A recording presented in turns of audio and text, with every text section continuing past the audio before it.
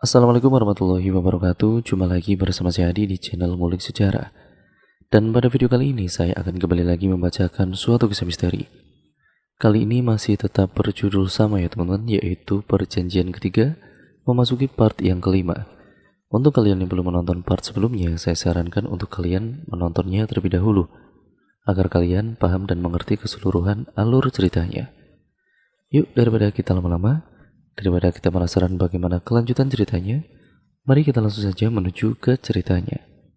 Perhatikan baik-baik karena ceritanya akan segera saya mulai.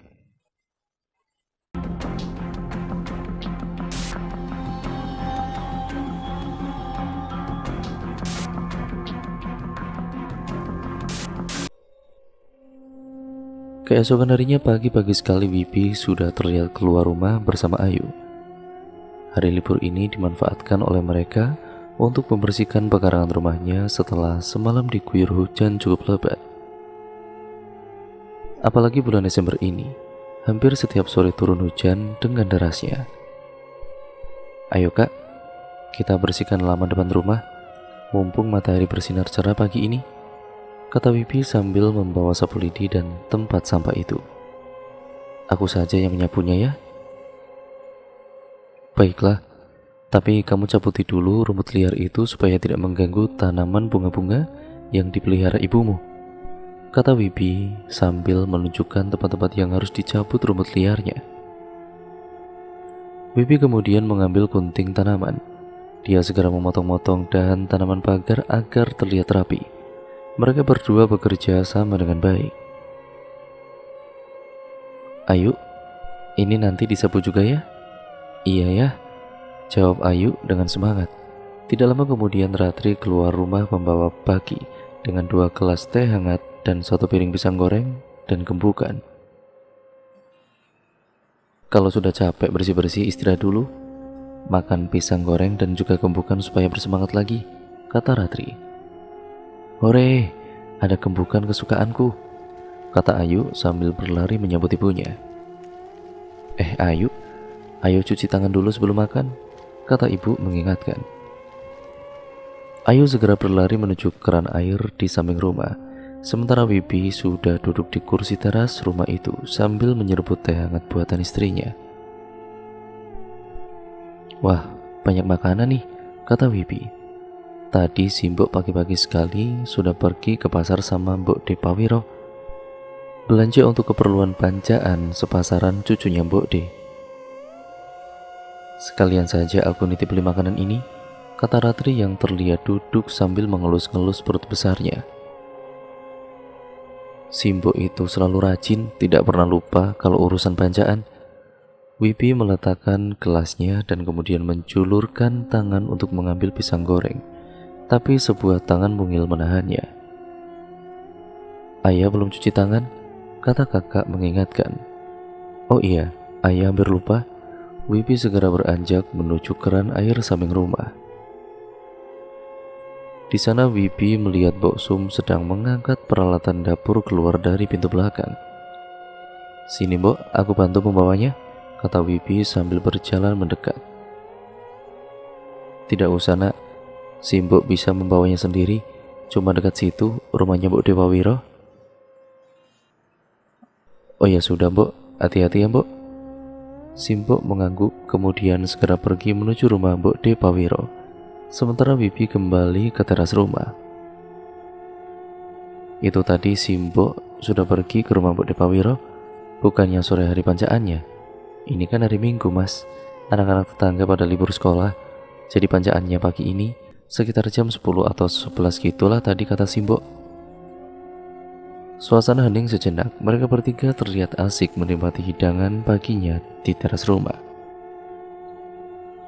Sang mentari pun segera beranjak naik dan panas sinarnya mulai menguapkan sisa-sisa air hujan yang masih menempel di dedaunan.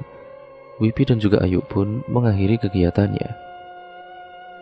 Mas, kandunganku sudah lebih dari 8 bulan. Nanti antar aku belanja pakaian bayi dan perlengkapan ya.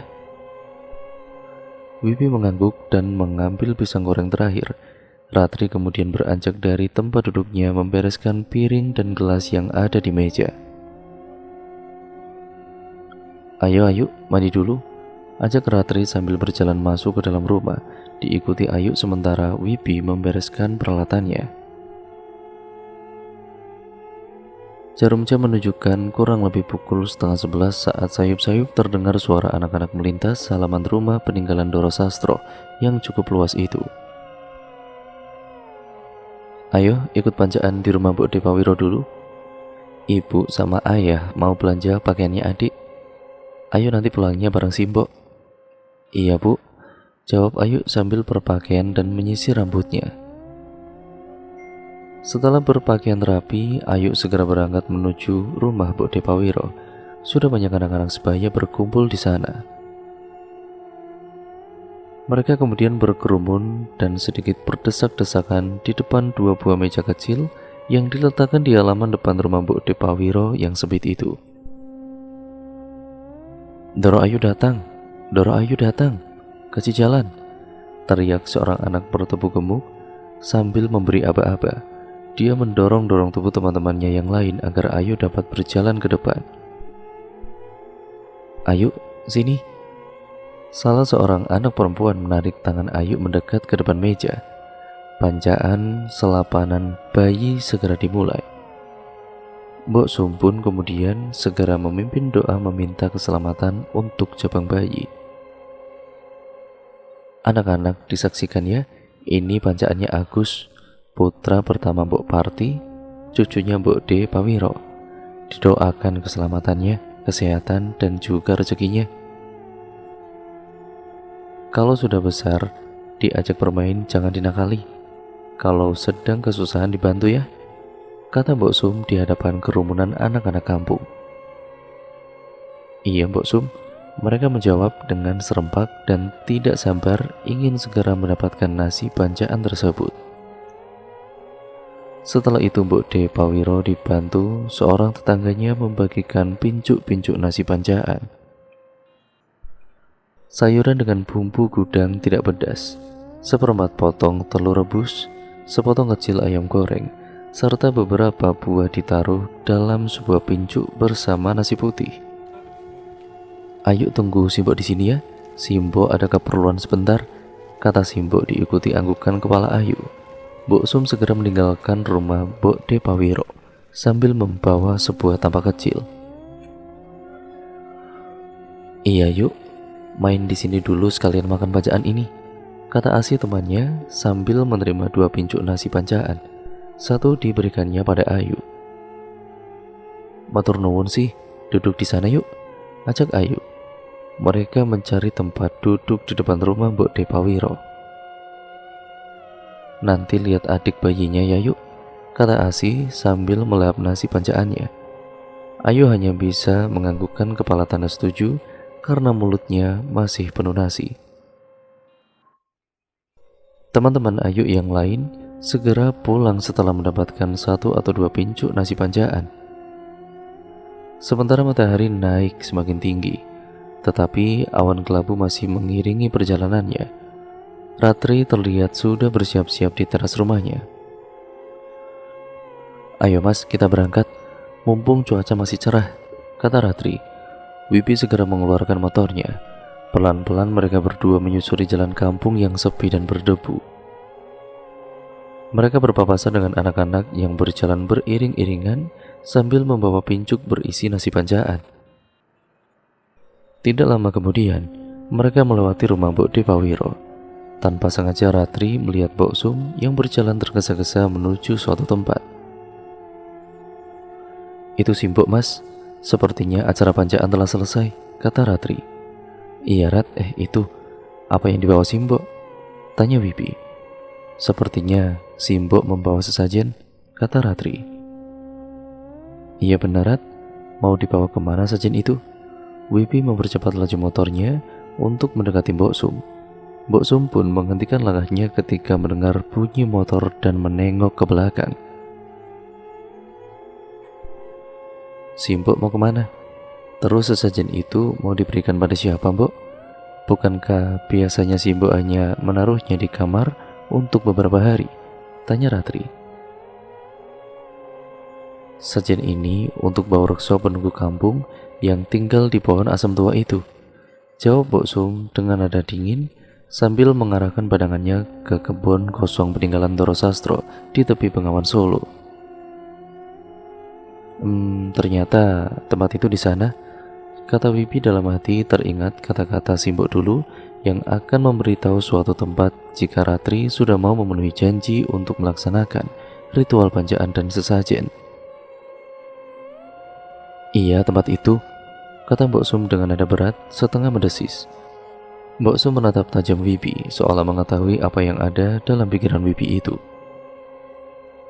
Aneh, Simbok sepertinya dapat membaca pikiranku, dan tatapan mata itu, dia bukan Simbok, ada sesuatu dalam diri Simbok, kata Wibi dalam hati. Semilir angin berhembus pelan menerbangkan dedaunan kering di pinggir kebun kosong itu. Batang-batang bambu di tepi sungai pun bergoyang-goyang menimbulkan suara berderit menyayat hati. Wibi dan juga Ratri merasakan suasana mistis menyelimuti pertemuan mereka. Mas, aku merinding dan takut melihat tatapan mata Simbok. Aku jadi teringat sama nenek bongkok itu lagi, kata Ratri dengan pelan sambil memegang erat pinggang Wibi. Tenang Rat, kendalikan pikiranmu.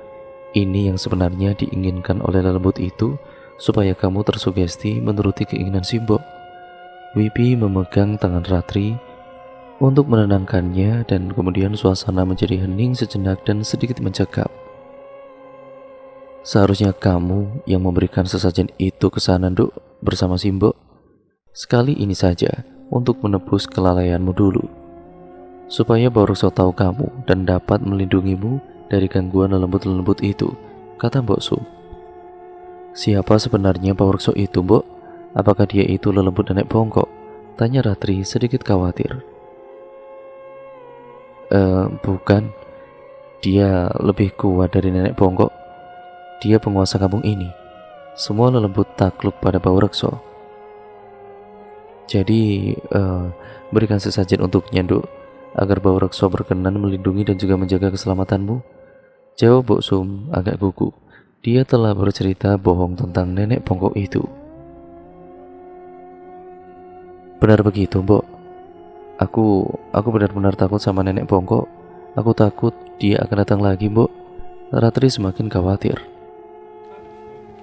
Kalau begitu, Simbok antar kamu ke pohon asam tua itu. Berikan sesajennya, Nduk. Sugesti yang diberikan Mbok Sum begitu kuat mencoba meruntuhkan keyakinan Ratri. Perlahan Ratri pun turun dari boncengan motor Wibi dan mendekati Mbok Sum. Kedua tangannya menjulur ke depan menyambut tampak kecil yang disodorkan Mbok Sum. Ratri, Wibi berusaha mencegahnya. Semilir angin berembus pelan menyingkapkan sedikit daun pisang penutup sesajen itu. Wibi terkejut mendapati pemandangan di depannya. Sekilas dia melihat cairan merah dalam mangkok kecil di dalam tampah sajen. Mbok Sum buru-buru membetulkan letak daun pisang penutup tampah sajen itu. Darah. Simbok memakai darah untuk sajennya. Benarkah apa yang kulihat ini? Tanya Wibi dalam hati. Sinar mentari tiba-tiba meredup dan semilir angin dingin menyelimuti tempat itu. Ratri semakin tenggelam dalam sugesti yang diberikan oleh Mbok Sum. Ayo, Duk, kita ke sana, kata Mbok Sum sambil menuntun tangan Ratri. Bagai kerbau dicocok hidungnya, Ratri yang kehilangan sebagian kesadarannya menuruti apa yang diomongkan oleh Mbok Sum, dan perlahan dia melangkahkan kakinya. Ratri, tunggu Rat, sadar, lawan sugesti itu, kata Wibi sambil memegang tangan Ratri. Aku takut lelembut nenek bongkok menggangguku lagi, Mas. Aku harus memberikan sesajen ini pada Bawrekso di sana, kata Ratri dengan tatapan mata kosong. Tidak, Ratri. Bawrekso itu adalah nenek bongkok, dan kamu bisa menjadi korban berikutnya. Jangan sembarangan ngomong, dan jangan kamu halangi istrimu, Nak. Biarkan Ratri ke sana dan meneruskan tradisi yang telah Simbok lakukan, supaya keluarga kita tidak diganggu lelembut lagi, kata Mbok Sum. Iya, Mas. Benar kata Simbok. Begitulah ucap Ratri. Tidak, Rat. Dia bukan Simbok kita lagi, dan dia bukan keluarga kandungmu. Mintalah perlindungan pada Gusti Allah, Rat, bisik Wibi di telinga Ratri, tangannya dengan kuat menahan langkah Ratri. Mas, aku takut. Terlihat keringat dingin meleleh di kening dan dahi Ratri. Ratri sadarlah, lawan sugesti Simbok dengan doa. Tiba-tiba Ratri merasakan bayi dalam kandungannya bergerak-gerak. Saat Ratri mencoba melangkah, gerakan bayi itu terasa semakin kuat. Gerakan itu seolah-olah mengirimkan getaran untuk memperkuat keyakinan Ratri. Ratri dalam kebimbangan hatinya, kembali Ratri ini melangkahkan kakinya. Semakin melangkah semakin kuat gerakan bayinya, seolah-olah mendorong tubuh Ratri untuk kembali ke belakang. Jangan biarkan sugesti Simbok menguasaimu, Ratri. Wibi berusaha meyakinkan Ratri kembali. Ada apa, anakku? Kamu tidak ingin ibu pergi ke sana ya? Tanya Ratri dalam hati. Serta-merta Ratri ini melepaskan pegangan tangannya pada tampah sajen, kemudian memegang perutnya. Ada apa ini, Mas? Tampah sajen itu aneh, begitu pegangan pada tampah terlepas. Ratri seperti orang bingung. Dia tidak menyadari apa yang sedang terjadi pada dirinya. Kamu telah tersugesti oleh omongan Simbok, Rat. Kamu hampir saja memberikan sajen pada Baurso itu. Jawab Wibi merasa lega karena perlahan keyakinan Ratri pulih kembali. Simbok, hentikan saja sesajen ini. Aku takut ada korban lagi di keluarga kita seperti dulu, kata Ratri masih dengan memegang perutnya. Korban apa? Apa yang kamu ketahui tentang masa lalu keluarga kita, Nduk? Itu tidak benar. Justru dengan sesajen ini Simbok meminta keselamatan dan dijauhkan dari gangguan lembut yang selama ini mengganggumu, kata Mbok Sum membela diri. Tapi lelembut itu sampai sekarang masih saja menggangguku meskipun Simbok sudah memberikan sesajen, sanggah Ratri. Itu karena kelalaianmu sendiri saat melanggar pantangan dulu. Kalian tidak mau menebusnya sendiri. Zaman sudah banyak berubah, Mbok. Sudah tidak ada pantangan seperti itu lagi, kata Wibi. Masih ada, jawab Simbok Sum dengan tegas. Buktinya Ratri masih saja diganggu oleh lelembut. Itu karena sesajen yang sebenarnya tidak perlu Simbok lakukan. Simbok telah sengaja mengundang lelembut itu dengan alasan pantangan yang kami langgar. Jadi hentikan saja sesajen itu, Mbok, supaya hidup kami bisa tentram, kata Wibi. Tidak, Simbok akan terus dengan tradisi ini, meskipun kalian berdua tidak percaya dan tidak mau mengikuti apa yang telah Simbok lakukan. Simbok akan lakukan sendiri ritual ini, kata Simbok kemudian berbalik arah dan melangkah meninggalkan Wibi dan Ratri. Langkahnya tergesa-gesa menuju pohon asam tua di kebun kosong itu. Mbok, hentikan. Kami tidak ingin ada korban akibat sesajen itu, teriak Wibi. Mbok Sum tetap tidak peduli. Saat itu Wibi bermaksud mengejar Mbok Sum. Dia merasa khawatir akan ada korban jiwa karena Mbok Sum menyertakan darah dalam ritual sesajennya. Tapi langkah itu dicegah oleh Ratri meskipun rasa gelisah masih menghinggapi hatinya. Ratri masih belum dapat menghilangkan sugesti Mbok Sum tentang lelembut tersebut. Sudah, Mas, biarkan Simbok pergi. Tidak enak kalau ada tetangga yang kebetulan lewat dan melihat kita ribut-ribut dengan Simbok. Iya, Rat, semoga tidak terjadi apa-apa. Wibi masih termangu memandangi Simbok hingga hilang di balik pepohonan kebun kosong di depannya. Ada sesuatu yang masih mengganjal dalam benaknya. Darah itu, darah siapa? Sajen itu pasti akan meminta korban, kata Wibi dalam hati. Ada apa, Mas? Sajen itu, Rat, aku khawatir akan terjadi sesuatu pada kita. Mas, jangan membuatku semakin takut. Ada apa dengan sesajen itu? Tidak. Semoga saja aku hanya salah lihat. Wibi terlihat menarik nafas panjang untuk menenangkan hatinya. Tetapi Ratri memperhatikan raut muka Wibi masih tampak tegang. Mereka berdua tidak menyadari kalau telah tersugesti dengan ritual sesajen yang dilakukan oleh Mbok Sum dan terjebak dalam permainannya. Lelembut itu benar-benar telah mengambil peran dalam kehidupan mereka. Ayo Rat, kita lanjutkan perjalanan kita. Sepeda motor mereka perlahan menyusuri jalan tanah berdebu, meninggalkan tempat itu. Hingga kemudian tiba di sebuah pertigaan jalan Wibi membelokkan arah menuju jalan raya. Siang itu jalanan tidak begitu ramai karena bertepatan dengan hari libur. Kendaraan dan juga mobil yang melintas terlihat dengan kecepatan agak tinggi. Wibi pun kemudian berhati-hati dan menghentikan laju sepeda motornya sebelum menyeberang. Pelan-pelan saja mas, perasaanku nggak enak setelah berdebat dengan si Mbok tadi. Wibi hanya mengangguk. Pikirannya masih tertuju pada sesajen yang dibawa oleh Mbok Sum. Sementara itu Mbok Sum telah sampai di depan pohon asem tua di kebun kosong itu. Semilir angin dingin berembus pelan menyambut kedatangannya. Suara gemericik air Sungai Bengawan Solo menambah suasana mistis di sana. Mbok Sum terlihat berdiri mematung dengan membawa tanpa sesajennya. Dipandanginya pohon asem tua itu. Pohon asem itu terlihat begitu angker. Daunnya sangat rimbun hingga membuat lingkungan sekitarnya menjadi teduh dan lembab karena terhalanginya sinar mentari yang masuk ke sana. Tapi anehnya pohon asem itu tidak pernah berbuah melainkan hanya sedikit saja. Buah asem yang hanya sedikit itu pun tidak pernah matang dan akan tetap menempel terus pada ranting-rantingnya.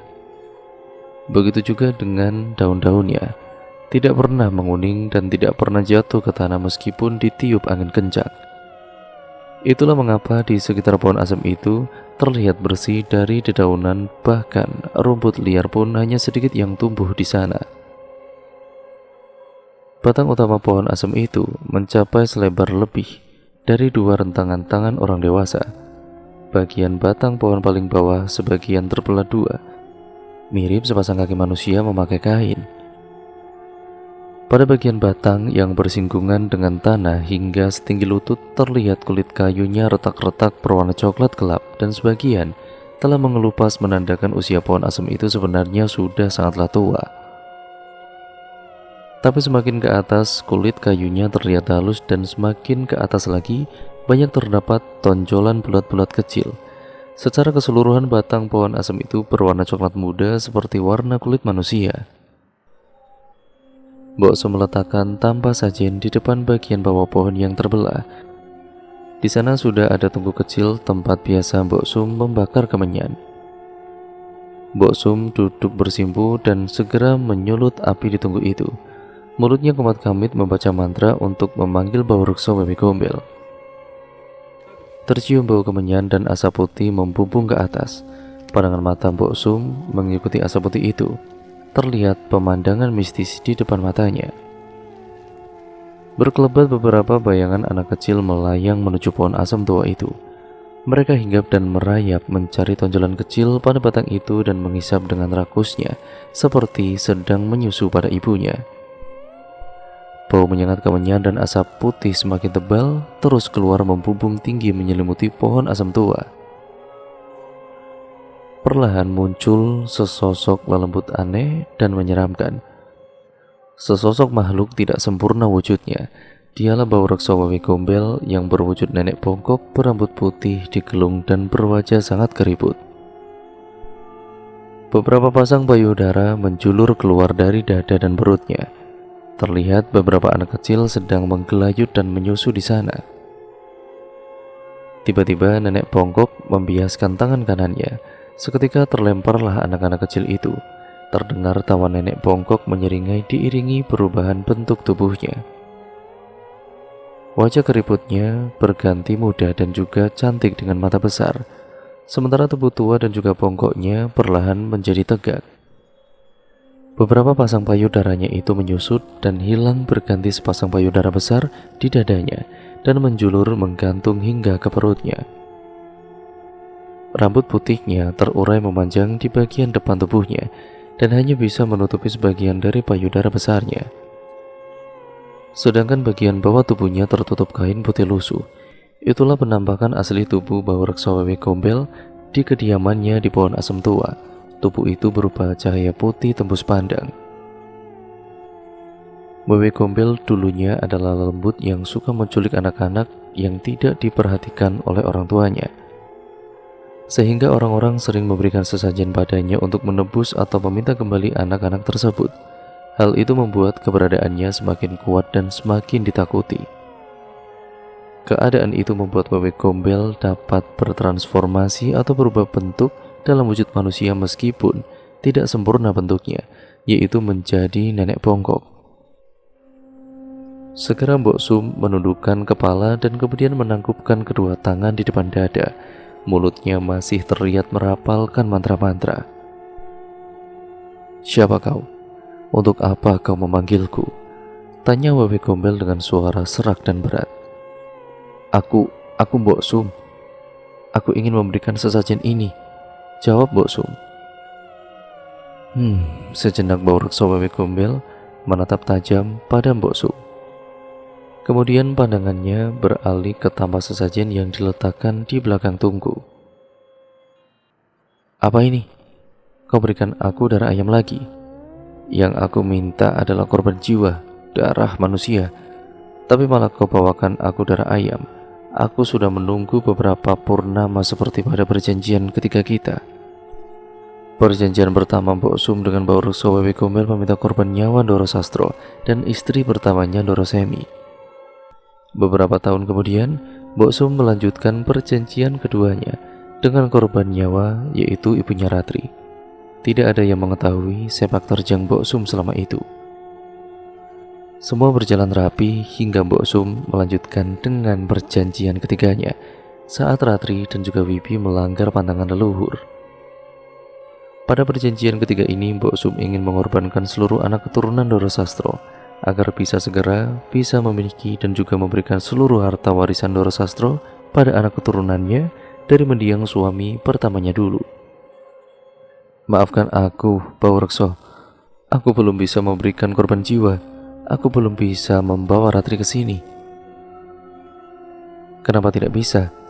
Apa kau ingin aku meminta kembali kecantikan dan kehidupan abadi yang telah aku berikan padamu?" Wewe Gombel terlihat sangat marah. Matanya itu membesar dan memerah. Keluar taring serta kuku-kuku yang panjang dan runcing dari kedua jari-jari tangannya. "Jangan Baworeksa, aku tidak ingin mati sebelum menguasai dan juga menikmati seluruh harta warisan Ndoro Sastro dan memberikan pada anak keturunanku." "Kalau begitu, segera penuhi permintaanku. Persembahkan darah Ratri sebelum anak keduanya itu lahir ke dunia." Baik Baworeksa, tapi mohon beri aku bunga kantil lagi agar aku lebih mudah mempengaruhi Ratri untuk aku bawa kemari." "Baiklah, aku turuti permintaanmu." Mbok Sum segera mengungkapkan telapak tangannya kembali dan mengangkatnya di atas kepala. Tiba-tiba bau kemenyan menghilang sesaat digantikan semerbak aroma wangi bunga kantil. Mbok Sum kemudian merasakan sesuatu terselip di antara kedua telapak tangannya. 3 kuntum bunga kantil telah didapatkannya. Segera Mbok Sum membungkusnya dengan sepotong kain mori yang telah dia persiapkan. "Ratri, besok juga kamu akan segera menuruti apa kata Simbok?" Mbok Sum tersenyum dan juga segera menyimpan bungkusan itu di balik bajunya. Bersamaan dengan itu, Ratri yang masih duduk di boncengan motor Wibi seperti mendengar seseorang memanggil namanya. Sementara perasaan gelisah masih menyelimuti hati Ratri, dan semilir angin dingin berhembus menerpa punggung dan tengkuknya.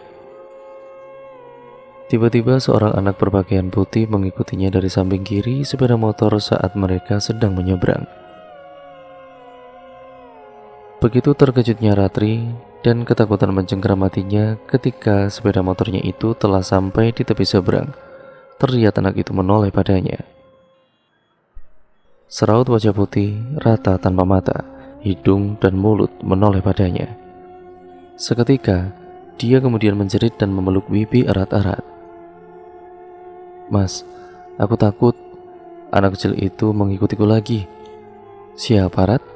Wipi yang masih memikirkan sesajen itu pun terkejut. Secara refleks, dia menggerakkan tangannya ke kanan. Serta-merta sepeda motornya sedikit melaju ke tengah jalan. Tanpa Wipi ketahui, dari arah belakang ada sebuah sepeda motor lain yang tengah melaju dengan kencangnya. Brak! Terjadi tabrakan. Sepeda motor itu menyerempet roda depan motor Wipi dan langsung pergi meninggalkan mereka. Akibat benturan itu, sepeda motor Wipi berjalan oleng. Wipi yang sedang tidak fokus di jalan tidak dapat menguasai laju sepeda motornya dan mereka pun terjatuh. Wipi jatuh terlentang, sementara Ratri jatuh tertunduk di jalan beraspal. Tetangga kampung sebelah pun yang kebetulan melihat kejadian itu segera menolong mereka. Mas Wipi, kenapa bisa seperti ini? Aku tadi mendengar Mbak Ratri seperti menjerit ketakutan. Terus terjadi tabrakan. Aku juga nggak tahu, Mas. Aku tadi terkejut mendengar Ratri berteriak. Tahu-tahu sepeda motorku sudah ditabrak orang, kata Wipi. Aku tadi melihat lelembut itu, Mas, kata Ratri. Lelembut? Aku tadi sekilas seperti melihat seseorang anak kecil melintas dari samping kiriku, makanya aku banting setir ke kanan. Sebaiknya Mas Wipi dan juga Mbak Ratri beristirahat. Ditunda dulu perpergiannya. Apalagi kan ini sudah menjelang beduk zuhur. Ora ilok kalau Simba saya bilang, kata tetangga Wipi. Wipi dan juga Ratri saling pandang. Ora ilok, kata itu terdengar lagi di telinga mereka. Mereka akhirnya memutuskan untuk kembali ke rumah dan beristirahat. Di dalam kamar, Ratri memegang perutnya yang masih terasa sakit akibat goncangan dan benturan waktu mereka jatuh dari sepeda motor itu. Mas, apa yang telah dilakukan Simbo di pohon asam tua itu ya? Mungkin ini akibatnya sehingga kita mengalami kecelakaan. Ratri sambil menarik nafas panjang dan mengelus-elus perutnya yang terasa mengeras dan sakit. Dugaanku makin kuat kalau Simbo mempunyai maksud tertentu pada Murad, tapi kita belum punya cukup bukti. Mungkin apa yang dikatakan Simbo selama ini benar. Kita yang telah melanggar pantangan leluhur, Mas. Dan kita juga yang harus menebus kesalahan itu. Jadi aku harus menuruti apa kata Simbo, Mas. Sabar dulu, Rat. Jangan mudah tersugesti begitu. Menebus atau tidak, kamu tetap akan menjadi korban. Tapi dengan menebus dan juga menjalankan ritual sesajen, malah akan mempermudah lelembut itu menguasaimu. Wipi kemudian menatap dalam-dalam mata Ratri. Ada getar gelisah dan rasa putus asa yang dalam di sana. Setelah kejadian itu, sepertinya sugesti Mbok Sum tentang sesajen telah tertanam dalam hati kecil Ratri. Keesokan harinya, Wipi membawa Ratri untuk kontrol rutin di rumah sakit swasta itu, dengan berganti dokter yang jauh lebih senior dari dokter muda itu dulu. Dengan harapan, semoga saja tidak terjadi hal-hal yang tidak mereka inginkan, dan kehamilan serta proses kelahirannya kelak dapat berjalan dengan lancar. Tetapi Tuhan berkehendak lain. Dari hasil USG diketahui bahwa posisi bayinya sungsang. Kepala bayi di atas dan leher bayi terbelit tali pusar sebanyak 2 lilitan. Dokter senior itu pun terkejut. Menurut buku riwayat pemeriksaan ini, bulan ke-6 posisi bayi sudah normal. Kepala sudah mengarah ke jalan lahir. Tapi bulan ke-7 kepala bayi kembali ke atas posisi sungsang. Sebenarnya bulan ke-8 dapat kembali normal, tapi ini posisi bayi tetap sungsang, kata dokter sambil membandingkan dengan 2 gambar foto USG bulan lalu. Apakah jatuhnya istri saya dari motor menyebabkan posisi bayinya tidak bisa kembali normal, dok? Tanya Wipi. Sepertinya bukan itu penyebabnya. Dokter itu memperhatikan foto USG bulan ke-7 dan ke-8. Pada bulan ke-7, ada lilitan usus di leher bayi itu. Meskipun tidak terlalu jelas yang menyebabkan posisi kepala bayi kembali ke atas, dan lilitan usus itu terlihat jelas pada foto USG bulan ke-8 ini, kata dokter. Wipi dan juga Ratri pun ikut memperhatikan foto USG tersebut. Tetapi apa yang dilihat oleh Ratri menjadi tanda tanya besar baginya, dan mungkin akan dianggap sebagai halusinasi karena pengaruh sugesti lelembut yang selalu diberikan oleh Mbok Sum. "Mas, di foto USG itu seperti ada ular di leher anakku," kata Ratri. "Aku ingat kejadian ular tunggon yang masuk ke perutku waktu itu. Aku takut terjadi sesuatu dengan bayiku. Bagaimana menurutmu, Mas?" "Memang mirip ular, tapi kita berpikir positif saja agar tidak terus tersugesti dengan perkataan si Bo itu." Wipi mencoba mengalihkan perhatian Ratri. "Apakah bayiku kelak dapat lahir dengan selamat, Dok?" tanya Ratri. "Ibu tidak usah khawatir. Posisi sungsang itu memang merupakan suatu kelainan. Asalkan bayinya sehat, dengan operasi sesar masih aman untuk mengambil bayi itu," kata dokter. Sejenak suasana hening. Sang dokter pun tidak bisa berbuat banyak karena dari foto USG memang terlihat bayi Ratri dalam keadaan sungsang. Siang itu di ruangan periksa pasien, dokter kandungan yang bersuhu dingin itu terasa panas bagi Ratri.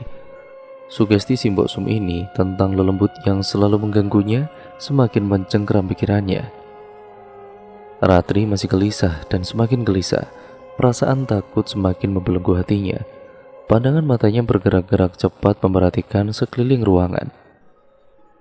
Tiba-tiba, berkelebat bayangan seorang anak berpakaian putih mengikuti ke arah mana matanya memandang. "Mas, ada anak itu lagi di balik jendela," kata Ratri ketakutan sambil memanglingkan wajahnya ke arah Wipi. Dan wajahnya pun terlihat pucat. "Tidak ada anak itu, Rat. Tenangkan hatimu. Minta perlindungan pada Gusti Allah. Aku tidak ingin terjadi apa-apa dengan bayiku. Mungkin aku harus menuruti kata-kata Simbo.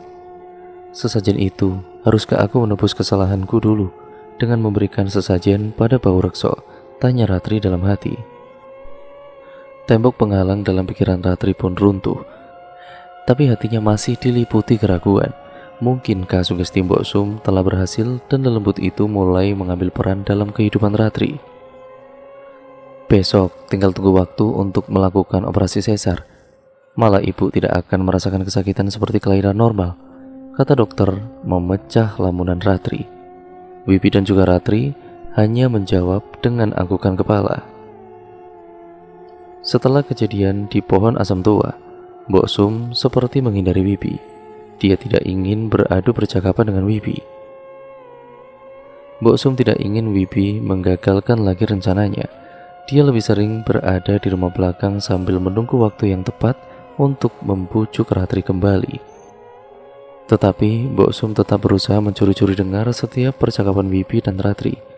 Pagi itu Mbok Sum melihat Ratri sedang duduk sendiri di ruang tamu. "Kamu tidak pergi mengajar, Dok?" "Tidak, Mbok, aku cuti. Badanku terasa capek semua.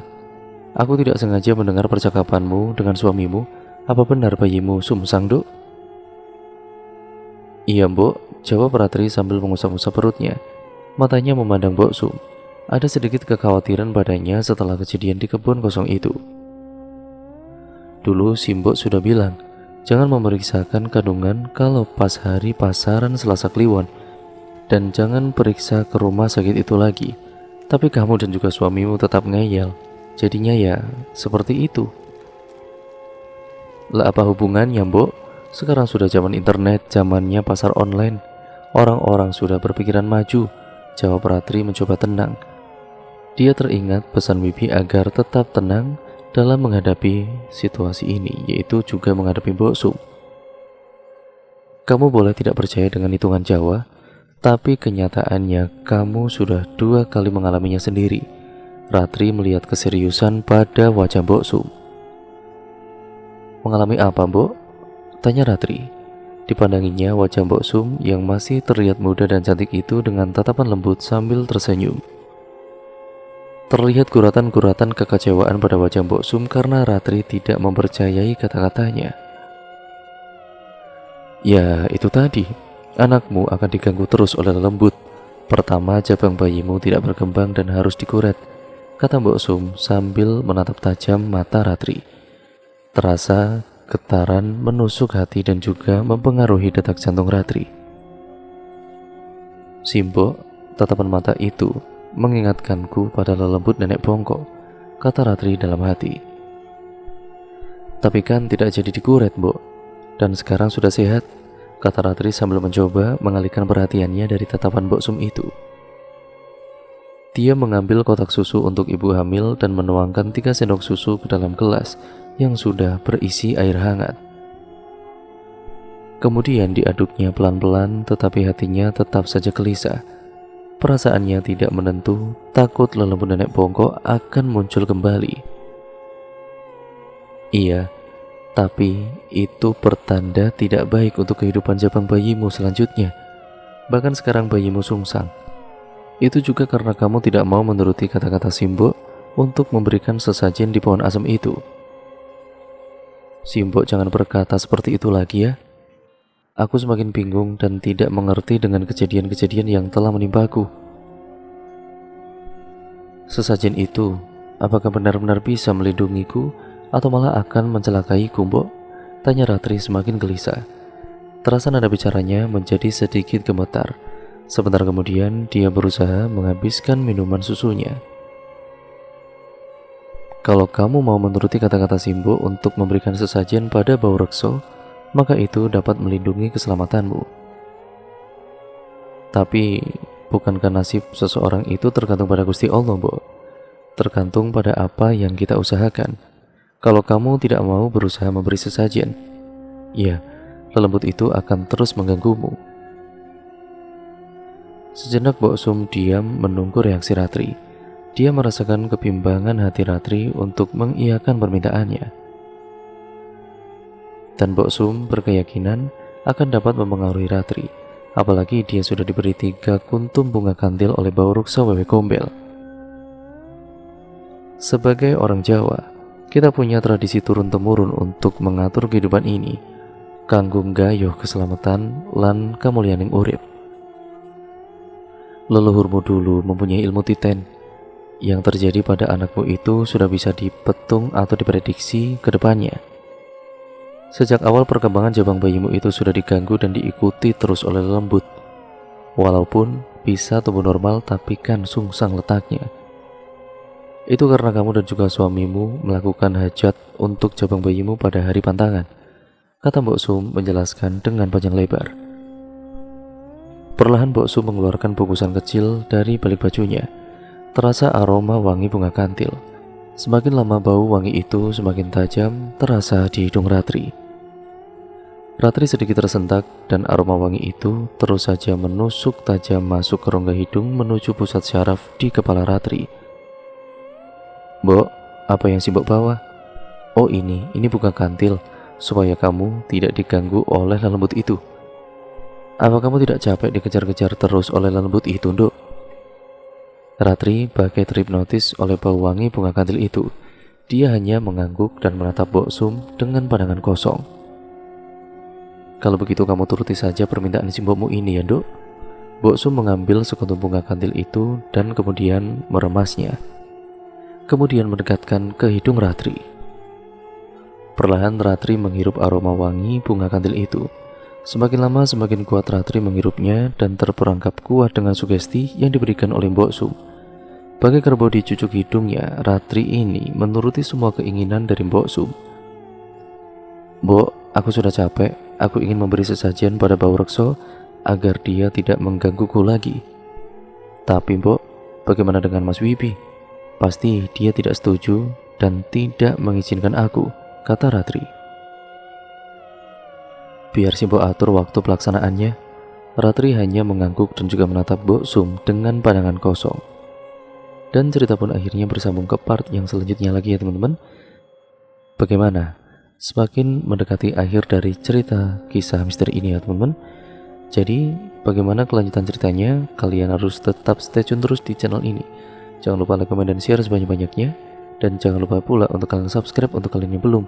Nyalakan tombol lonceng notifikasinya agar kalian tidak ketinggalan video terbaru selanjutnya dari channel ini.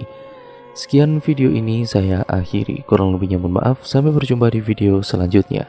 Wassalamualaikum warahmatullahi wabarakatuh.